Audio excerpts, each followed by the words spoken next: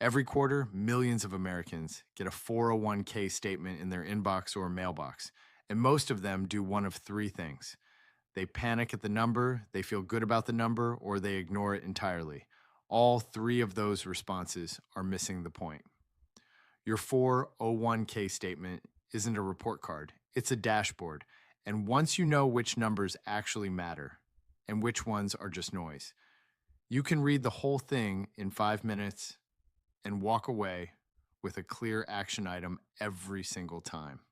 Today, I'm going to show you exactly how to do that. Most 401k statements have 6 sections. Let me walk you through each one quickly so nothing looks foreign when you open yours. First, your account summary. This is the big number at the top. Your total balance, what it was last period and how much it changed. Most people stop here. That's the mistake. Second, your contribution summary. This shows how much you put in during the period, how much your employer contributed, and your year-to-date totals. Third, your investment holdings. This breaks down exactly where your money is invested, which funds, how many shares, and what each position is worth right now. Fourth, your performance summary. This shows how your investments performed over the period, usually compared to a benchmark. Fifth, your fees. This is the section most people never read. It shows the expense ratios on your funds and any administrative fees charged to your account. Sixth, your personal rate of return. This is your actual return after fees, which is different from what the market returned. 6 sections. But here's the truth. Only 3 of them actually require your attention. The rest is context. Number 1, your contribution rate. Not your balance, not your return. Your contribution rate. Specifically, are you contributing enough to get your full employer match? This is the single highest return financial move available to most working Americans, and a staggering number of people leave it on the table.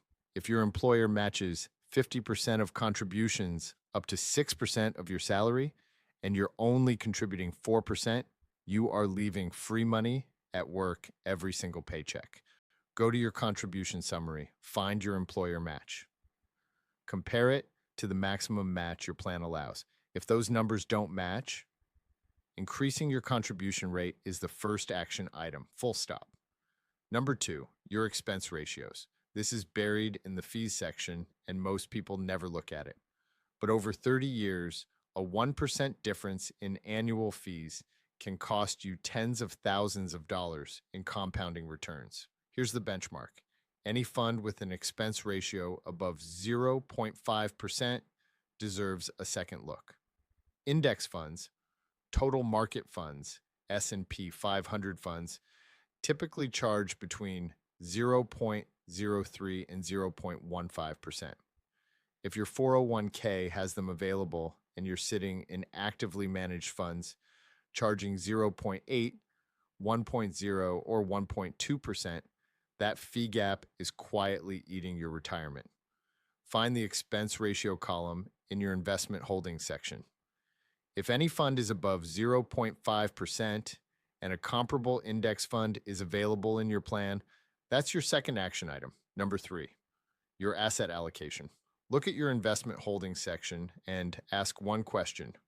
What percentage of my portfolio is in stocks versus bonds? There's a simple rule of thumb worth knowing. Subtract your age from 110, and that's roughly the percentage you should have in stocks. At 30, that's 80% stocks. At 50, that's 60%. At 65, closer to 45%. This isn't gospel. Your risk tolerance matters too. But if you're 35 years old and your 401k is 40% bonds because you never changed the default allocation, your money is almost certainly growing slower than it should be. Check your allocation. If it's dramatically off for your age and risk tolerance, rebalancing is your third action item. Here's how to apply this every quarter when your statement arrives. 5 minutes, 3 questions. Question 1. Am I getting my full employer match?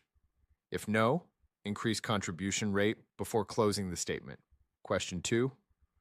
Are any of my funds charging above 0.5% in expense ratios?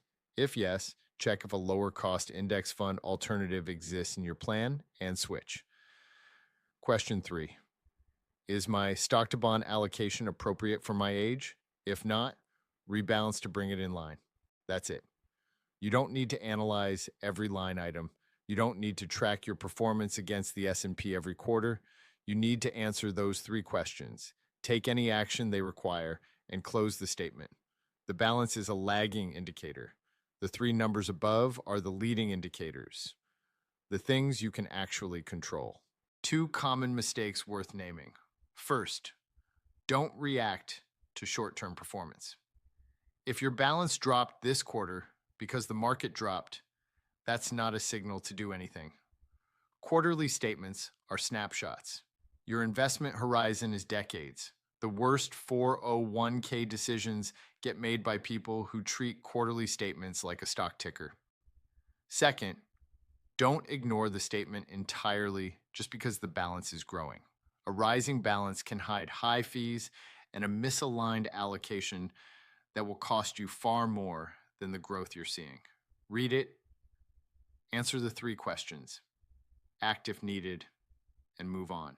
If you want help analyzing your specific allocation, I have a prompt inside the AI prompt pack that walks you through a 401k allocation review based on your age, risk tolerance, and timeline.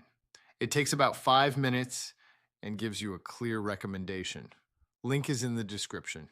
And if this video changed how you're going to read your next statement, drop a comment below. I read each one. Subscribe if you haven't. Every Monday, I break down the personal finance moves that actually move the needle.